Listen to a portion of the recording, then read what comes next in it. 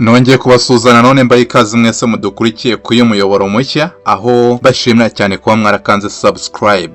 Uyu munsi ratugarutse mu Burasirazuba bwa Repubulika Iharanira Demokarasi ya Congo aho tugiye kubabwira ku makuru akomeye cyane agaragaza uburyo noneho Felix Antoine Tshisekedi Chilombo yikuye mu masezerano ya Doha, aho yatangaje ko bigoranye kuba yazongera gusubira mu biganiro n'uyu mutwe w'inyeshyamba mu 2023. Turi buze kuvuga ku makuru ari hagati y'u Rwanda n'Uburundi agaragaza ko none ibihugu byombi bishobora kuba bigiye kugirana umubano ukomeye cyane ndetse amahoro kongera agahinda abantu bagahahirana nk'ibisanzwe, aho nanone tugaruka ku mirongo imbere ku rugamba hano muri Uvira. Amakuru agaragaza neza ko abari kurwana ku ruhande rwa Repubulika Iharanira Demokarasi ya Congo bakomeje kuba bakatakwa ndetse banatakaza mu buryo bukomeye cyane. Datinze rero ndakwibutsa kubanza gukanda subscribe niba utarayikanda kugira ngo dukomeze tubane kuyu muyoboro mushya, ndetse ugakanda na share kugira ngo izi nkuru zibashe kugera kuri benshi, aho ushobora no kuduha igitekerezo cyawe muri comment. Tudatinze rero reka dutangire amakuru ku biganiro byari biteganyijwe hagati ya 2023 ndetse na Repubulika Iharanira Demokarasi ya Congo Doha muri Qatar byasubitswe, ndetse bikaba bishobora kuba byanahagaze burundu bitewe n'amagambo akomeye cyane yatangajwe cyane na His Excellency Felix Antoine Tshisekedi Chilombo. Ubundi biganiro nk'uko twari twabibagejejeho mu makuru ko watambukije mu minsi yashize, twari twababwiye ko ibiganiro biteganyijwe mu minsi 5 ikurikirana bikaba byakabaye byaratangiye ejo hashize ku itariki 22 z'uku kwezi turimo kwa 12 mu mwaka wa 2025. Biravugwa rero ko delegation ya 2023 yari yamaze kwitegura ndetse yaranamaze kugera i Doha muri Qatar aho ibiganiro byari biteganyijwe kubera, ariko Felix Antoine Tshisekedi Chilombo ndetse n'abamushyigikiye n'abamuhagarariye bahagarariye mbega leta ya Congo akaba yatangaje ko ngo atazigera yongera kujya mu biganiro ibyo ari byo byose bimuhuza n'umutwe w'inyeshyamba 2023, byaba by'imbona nkubone cyangwa se bya video conference cyangwa se bimwe bakunze kwita iya kure. Mbega we nta gahunda afite yo kongera kuganira n'uyu mutwe w'inyeshyamba 2023. Aha rero avuga aya magambo yagaragaje ko uburyo bumwe bushobora gutuma yongera kuganira n'uyu mutwe w'inyeshyamba wa 2023 ari uko ugomba kuba wamaze kuva mu mujyi wa Uvira. Aravuga ibi rero mu gihe n'agahenge bari bariyemeje katigeze kubahirizwa, dore ko bakomeje kugaba ibitero bikomeye cyane kuri 2023 nyuma y'uko yari yatangaje ko igiye kuva muri uyu mujyi wa Uvira. Gusa amakuru atangazwa na Repubulika Iharanira Demokarasi ya Congo akaba komeza kugaragaza ko 2023 itigeze iva mu mujyi wa Uvira nk'uko yabitangaje. Gusa nanone akaba wakwibaza uburyo Repubulika Iharanira Demokarasi ya Congo yamenye aya makuru y'uko 2023 yaba ikiri mu mujyi kandi nabo ubwo baba batemerewe kuba bawugarukamo, nk'uko tangazo 2023 yari yasohoye yagaragazaga ko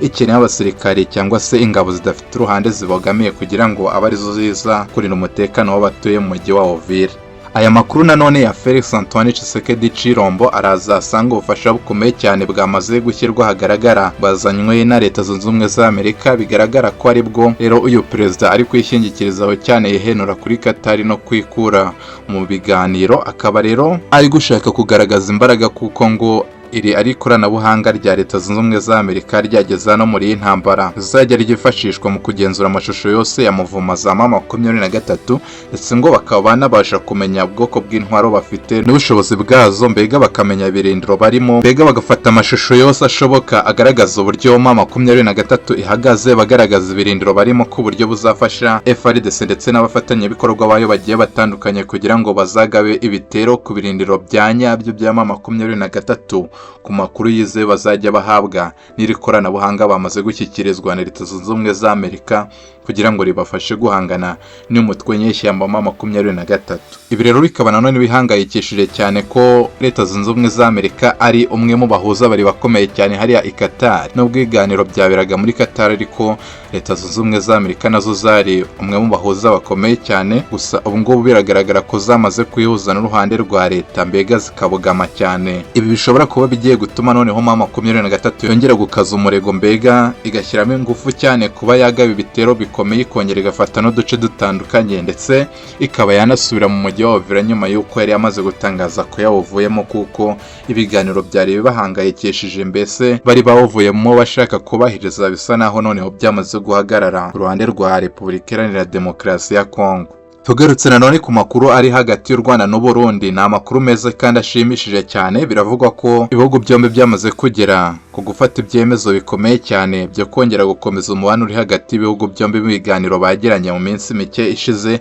aho hari kuwa 15 Ukuboza uyu mwaka turimo wa 2025, nyuma y'uko mama 23 yari imaze gufata uriya mujyi wa Uvira. Ari nabwo rero abayobozi batandukanye bakomeye cyane bo mu gihugu cy'u Burundi batangiye gukaza ingamba zo kwijundika u Rwanda mu mbwirwaruhame zitandukanye ndetse no mu magambo bagiye bageza ku miryango itandukanye mpuzamahanga tudasize n'ubutumwa bagendaga bageneye ibihugu ukwabyo. Twumvise ubutumwa bageneye Ubuyapani biciye muri ambasaderi w'Ubuyapani ufite icyiciro hano i Kigali, ubutumwa bageneye Leta Zunze Ubumwe za Amerika, Uburusiya ndetse n'ibindi bihugu bigiye bitandukanye, by'umwihariko ibyo mu Burayi birimo n'Ububiligi bikunze kugaragaza ko bidashyigikiye ubutegetsi bw'u Rwanda. Abayobozi rero batandukanye bari bahagarariye ibihugu byombi, u Rwanda ndetse n'u Burundi, bakaba barahuye bakaganira ku bibazo biri hagati y'ibihugu byombi. Mbere na mbere duhereye ku busabe bw'u Rwanda, u Rwanda rwasabye Burundi gukura ingabo zabwo zose muri Repubulika Iharanira Demokarasi ya Congo nk'uburyo bwo guhoshya amakimbirane ari hagati y'ibihugu byombi, kuko ahanini uku kohereza ingabo muri Repubulika Iharanira Demokarasi ya Congo ari nabyo byasembuye umwuka mubi, bitewe n'uko izi ngabo z'u Burundi zajyaga hariya muri Repubulika Iharanira Demokarasi ya Congo zahitaga zigerera mu mujyi umwe n'uwa Repubulika Iharanira Demokarasi ya Congo mu bufasha ndetse no gukorana n'uriya mutwe w'inyeshyamba wa FDL wasize uhekuye u Rwanda. Ndetse binavugwa ko aba barimo u Burundi, Repubulika Iharanira Demokarasi ya Congo, ubwo ni FARDC, FDL ndetse n'ibindi bihugu bigiye bitandukanye byagiye bikorana ndetse nafashanya mu guteza imbere gahunda bari bafite kugira ngo bazazibahirike ubutegetsi bw'u Rwanda, nk'uko byagiye bitangazwa mu bihe bitandukanye na Perezida w'u Burundi Evariste Ndayishimiye, agaragaza ko abangamiwe cyane n'ubutegetsi bw'u Rwanda bwa His Excellency Perezida wa Repubulika y'u Rwanda Paul Kagame. Nyuma rero yo gusaba u Burundi gukora ingabo zabwo muri Repubulika Iharanira Demokarasi ya Congo, u Rwanda narwo rwasezeranyije u Burundi ko iyo mirwano n'intambara bakunda kwitirira u Rwanda itazigera ibaho, basezeranya u Burundi ko u Rwanda nta gahunda n'imwe rufite yo kuba rwatera u Burundi. Aya makuru tukaba tuyakesha ikinyamakuru Africa Intelligence, aho bagaragaje n'urutonde rw'abayobozi bari bitabiriye ibi biganiro ku mpande zombi, u Rwanda ndetse n'u Burundi. Gusa amakuru agaragara ni uko ibiganiro bishobora kuba byaratanze umusaruro, cyane ko no mu minsi mike ishize u Burundi bwagaragaje imbaraga nke ku rugamba, bigaragara ko batari kurushwa cyangwa se batari gucika intege hariya mu rugamba bahanganyemo na mama 23, ahubwo ari uburyo bwo kwikura muri iyi ntambara mu buryo butaziguye kugira ngo badaca igikuba cyane ku bucuti bafitanye na Repubulika Iharanira Demokarasi ya Congo ndetse n'amasezerano bari baragiranye. Turakomeza dukurikirane aya makuru y'imavugwa hano mu burasirazuba bwa Repubulika Iharanira Demokarasi ya Congo ndetse no ku myigaragambyo yari yabaye mu mujyi wa Goma, cyane ko abayobozi ba Repubulika Iharanira Demokarasi ya Congo bari bagaragaje ko noneho ari igitugu cyangwa se guhatirwa ko abaturage kuba bajya mu myigaragambyo, aho bari bagaragaje ko mama 23 yategetse abantu bose bakorera hariya mu mujyi wa Goma kuba bahagarika ibikorwa byabo bagafunga amazu kugira ngo mu myigaragambyo hitabira abantu benshi. Gusa nanone ibi bikaba ari uburyo bukunda gukoreshwa n'impande zihanganye, nk'uko mama 23 ishobora nayo kugaragaza ko imyigaragambyo yose iri kubera Kinshasa nayo ari ku mategeko ya Repubulika Iharanira Demokarasi ya Congo, cyane ko byanavuzwe ko iyi leta yo igenda inatanga amafaranga menshi ku baturage kugira ngo babashe kwitabira iyi myigaragambyo kwamagana uyu mutwe w'inyeshyamba wa mama 23.